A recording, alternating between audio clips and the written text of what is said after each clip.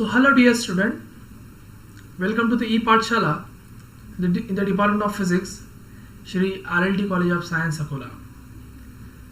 So it's our lecture number 7 in the chapter number 1st, Origin of Quantum Mechanics, in which we will study the concept of wave packets, phase velocity and group velocity of the waves. So myself Shailesh Jaiswal, Assistant Professor, Department of Physics, Shri RLT College of Science, Akola.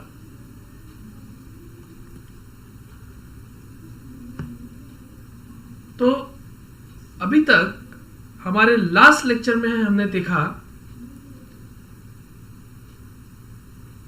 कि जो matter है, matter का जो particle है वो dual nature exhibit करता है, वो वेव नेचर भी बता रहा है, वो पार्टिकल नेचर, पार्टिकल तो वो है ही, लेकिन साथ में वेव नेचर भी बता रहा है। ये डाइविसन एंड जर्मर एक्सपेरिमेंट से एक्सपेरिमेंटली प्रूफ हो चुका है। लेकिन वो किसके लिए?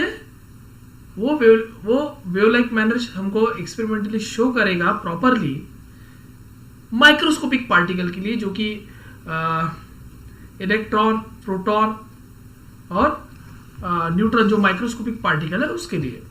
So as we see, the material particle like electron, proton and neutron show the wave-like property. So that is, the microscopic particles show the interference and the diffraction like electromagnetic radiation. मतलब जो microscopic particle है वो wave-like manner exhibit करते हैं। ठीक है, ये तो यहाँ तक का लास्ट लेक्चर में हमारा हो चुका था। अब आपके आंखों के सामने एक बहुत बड़ा सवाल खड़ा हुआ होगा कि सर, अगर material particle for example electron अगर हम लेते हैं और आप बोल रहे हो कि वो वेव लाइक मैनर एग्जिबिट करता है, तो क्या इलेक्ट्रॉन वेव जैसा मूव होगा? अगर मैं सिंगल इलेक्ट्रॉन अगर लेता हूं तो वो इलेक्ट्रॉन का मोशन कैसा होगा?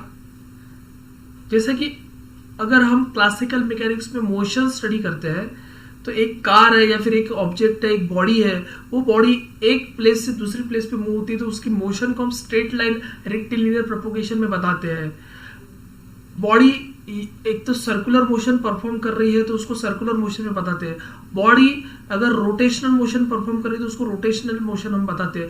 बॉडी ऑसिलेट हो रही है तो उसको हम ऑसिलेटरी मोशन बोलते हैं। ये तो मैक्रोस्कोपिक हेवी ऑब्जेक्ट के लिए ठीक है। मोशन अगर बोलते हैं बॉडी का तो आपके सामने आपके आंखों के सामने ऐसे इस टाइप के मोशन आते हैं।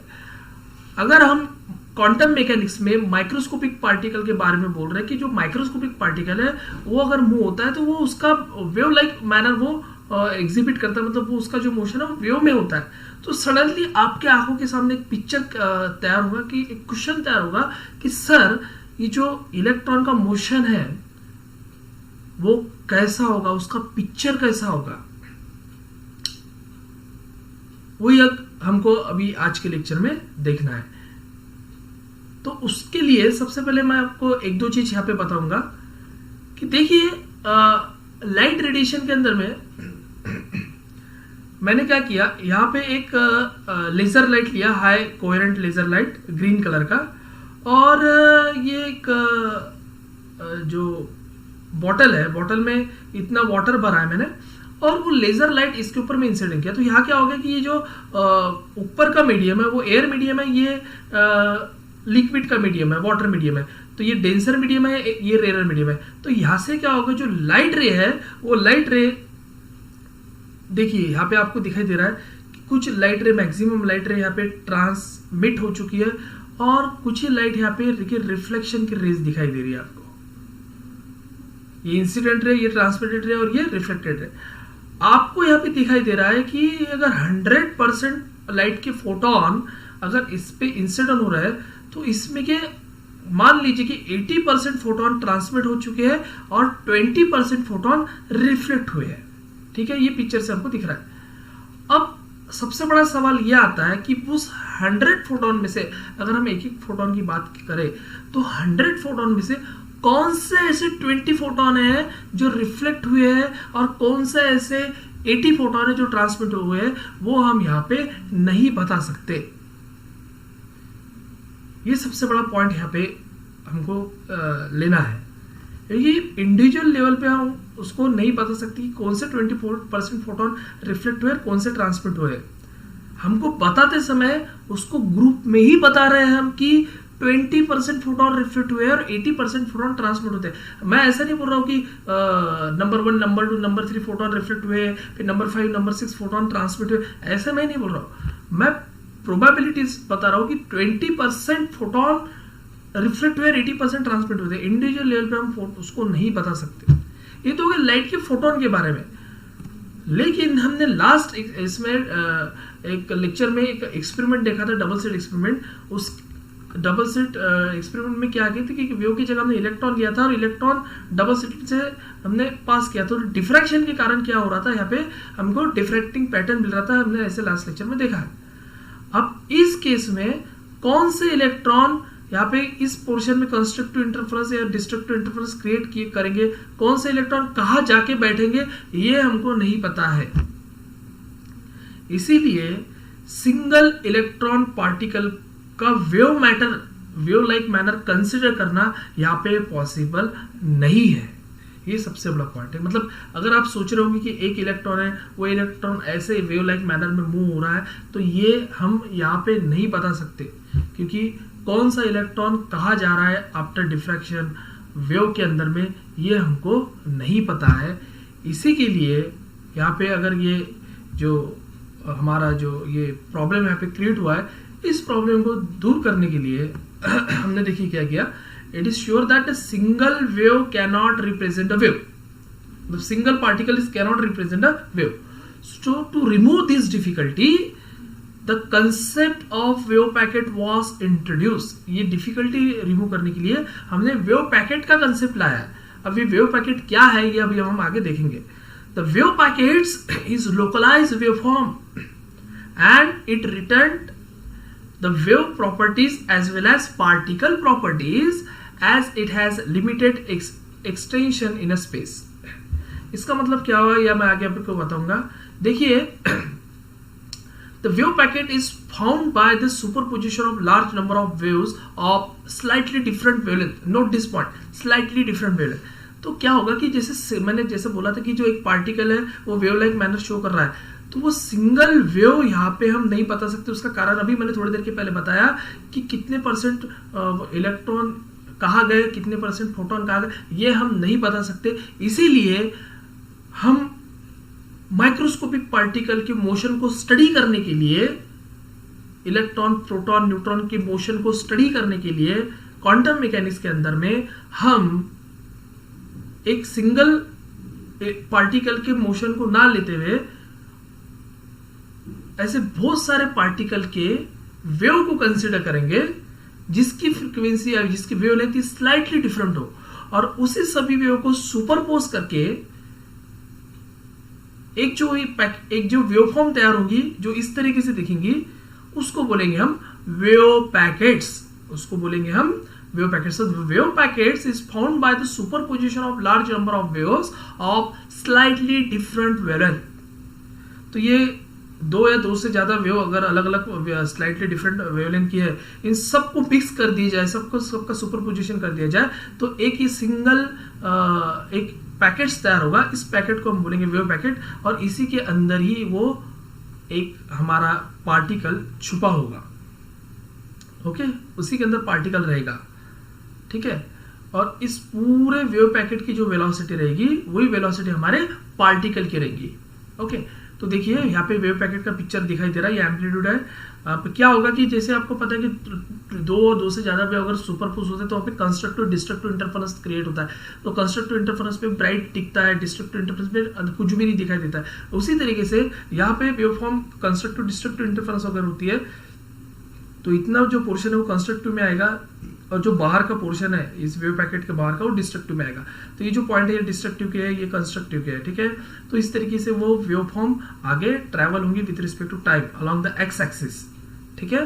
तो इसी को हम बोलेंगे वेव पैकेट्स। क्या बोलेंगे हम इसको? Wave packet. मतलब माइक्रोस्कोपिक, आपके दिमाग में एक सवाल आया था कि सर जो माइक्रोस्कोपिक पार्टिकल है वो किस तरीके से मूव होते हैं। जैसे एक सिंगल पार्टिकल है, सिंगल पार्टिकल का मोशन हम straight line, circular, rotational, oscillatory से दिखा सकते हैं, लेकिन माइक्रोस्कोपिक पार्टिकल का मोशन हम बता सकते हैं इस वेव पैकेट में। तो जो माइक्रोस्कोपिक पार्टिकल है वो ये वेव पैकेट से ऐसे मूव होता है, मतलब वेव पैकेट ही मूव होता है, उसके अंदर ही वो पार्टिकल रहता है। Okay, so this is called as wave packet. So this group of waves move with a velocity called as group velocity। मतलब क्या कि देखिए कि ये नंबर ऑफ वेव्स अगर सुपरपोज होते तो ये कि वेव पैकेट तैयार हो रहा है, तो ये पूरे वेव पैकेट की जो वेलोसिटी है उसको बोलेंगे हम ग्रुप वेलोसिटी, और ये जो अंदर की जो एक एक सिंगल वेव उसको बोलेंगे हम फेज वेलोसिटी। ठीक है, तो पूरी जो वेव पैकेट की जो वेलोसिटी है वो होती है group velocity. The wave packet is useful to describe a particle. The wave packet plays an important role in understanding the connection between quantum mechanics and classical mechanics। अभी मैंने थोड़ी देर के पहले बताया कि क्लासिकल मैकेनिक्स का अगर मोशन स्टडी करना है, उसका पिक्चर आपके सामने ख्याल में आता है कि कोई भी बॉडी है, वो बॉडी स्ट्रेट लाइन में मूव हो रही है, रेक्टेंगुलर मोशन है, सर्कुलर है, जो भी मोशन है उसका मोशन हम आइडेंटिफाई कर सकते हैं। लेकिन हम माइक्रोस्कोपिक पार्टिकल में जो पार्टिकल का मोशन होता है वो अलोंग एक्स एक्सिस वो वेव पैकेट के फॉर्म में मूव होता है। ये सबसे बड़ा पॉइंट है पे आपको क्वांटम मैकेनिक्स में ख्याल में रखना है। ओके, सो नाउ मैथमेटिकली, अब ये तो वेव है, अब वेव का इक्वेशन हमको पता रहता है। एक सिंपल साइनोसाइडल वेव का हम इक्वेशन हमने स्टडी किया है, y = a sin omega t, है ना। सिंपल एक इक्वेशन रहता है मैथमेटिकल इक्वेशन वेव का। तो अब ये भी एक फॉर्म की वेव है, वेव पैकेट है, तो इसका भी मैथमेटिकल इक्वेशन रह सकता है ना। तो उस मैथमेटिकल इक्वेशन को हम डायरेक्टली यहाँ पे लिख रहे हैं। तो देखिए, तो mathematically we can carry out this superposition of means of Fourier transform. मतलब ये जो बाकी की जितने भी वेव्स है वो सब सुपरपोजिशन होने के बाद में उसका जो वेव फॉर्म क्रिएट करना है वो करते हैं फूरियर ट्रांसफॉर्म। एक मेथड है फूरियर ट्रांसफॉर्म कि सुपरपोजिशन, जो वेव की सुपरपोजिशन होती है उससे जो इक्वेशन क्रिएट होता है वो इक्वेशन फूरियर ट्रांसफॉर्म से निकलता है। और फूरियर ट्रांसफॉर्म की एक इंस्ट्रूमेंट भी रहता है कि डिजिटल सिग्नल अलग अलग फ्रीक्वेंसी वेवलेंथ के अगर उसको देते हैं तो वो एक ही वेव फॉर्म में क्रिएट करके देता है, उसको बोलेंगे फूरियर ट्रांसफॉर्म। ठीक है, so for simplicity we consider one dimensional wave packet to describe the particle moving along x-axis. So we can construct the wave packets as, तो ये वेव पैकेट का मैथमेटिकल इक्वेशन हो गया, और उस वेव को रिप्रेजेंट करते हैं सिंबल साई से। यहाँ पे ख्याल में रखना है आपको, ये सिंबल है साई का, sigh of x into t, okay, along the with respect to time along x-axis। तो ये है psi of xt, wave function बोलेंगे इसको, जिसको क्या बोलेंगे उसका वेव पैकेट का wave function is equal to 1/√2 होगी इसका एम्पलीट्यूड। Integration form -∞ to +∞। अब ये देखिए यहाँ पे -∞ से लेके तो +∞ तक का हमको उसकी बॉर्डर पता नहीं है, इसलिए जो लिमिट है वो -∞ टू +∞ रहती है, phi of k e⁻⁰ kt - ⍵t dk।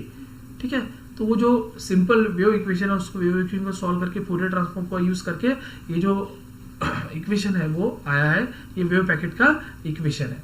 ये कैसा आया, क्या है, इसका एक्सप्रेशन आपको नहीं है। ठीक है, सो phi of k is the amplitude of the wave packet, इतना, और 1/√π phi of k is the amplitude of wave packet. तो ये हो गया टोटल वेव पैकेट के बारे में। ठीक है, तो इसका जो सारांश है वो यही है कि क्वांटम मैकेनिक्स में माइक्रोस्कोपिक पार्टिकल की अगर स्टडी करना है, उसका पिक्चर हमारे आंखों के सामने लाना है पार्टिकल के मोशन का, तो वो ये वेव पैकेट ही है। ठीक है, इसी तरीके से माइक्रोस्कोपिक पार्टिकल का मोशन की हम स्टडी करते हैं, इसके ऊपर से वेलोसिटी निकालते हैं, एक्सेलरेशन इसका, और उसके बाद में उसकी एनर्जी वगैरह बाकी सब पोजीशन मोमेंटम सब इसी की पिक्चर के ऊपर से हम निकालेंगे। ठीक है, तो यहाँ पे जो सभी वेव का मिक्सिंग करने के बाद एक सिंगल एक जो वेव पैकेट तैयार हुआ है उसको इसके वेलोसिटी को ग्रुप वेलोसिटी बोलेंगे, सिंगल वेव को इसको हम फेज वेलोसिटी बोलेंगे। ठीक है, तो अभी ये ग्रुप वेलोसिटी, फेज वेलोसिटी का जो कंसेप्ट है हम अभी अगले लेक्चर में यहाँ पे स्टडी करने वाले हैं। So thank you very much for watching this video, and the next lecture will discuss about the phase velocity and the group velocity. So thank you very much.